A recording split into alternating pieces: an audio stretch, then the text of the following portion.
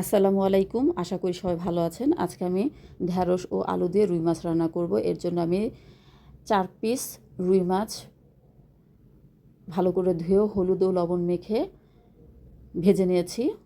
মাছ ভাজা হয়ে গেলে আমি অবশিষ্ট তেলে হাফ কাপ পেঁয়াজ কুচি ক্রিস্টাল কালার করে ভেজে নিয়েছি।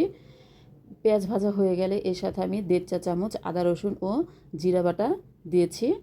সাথে আরও দিয়েছি হাফ চা চামচ মরিচের গুঁড়ো, হাফ চা চামচ হলুদের গুঁড়ো, হাফ চা চামচ ধনিয়া গুঁড়ো দিয়ে আমি ভালো করে মশলাটা কষিয়ে নিয়েছি। সাথে আমি অ্যাড করেছি সামান্য লবণ। আমি স্বাদ মতো লবণটা নিয়েছি। মশলাটা কষানো হয়ে গেলে আমার কেটে রাখা ঢ্যাঁড়স এবং আলুটা দিয়ে ভালো করে কষিয়ে নিয়েছি। নেড়েচেড়ে কিছুক্ষণ কষানো হয়ে গেলে আমি সেদ্ধ হওয়ার জন্য পরিমাণ মতো পানি দিয়ে সেদ্ধ করতে দিয়ে দিয়েছি।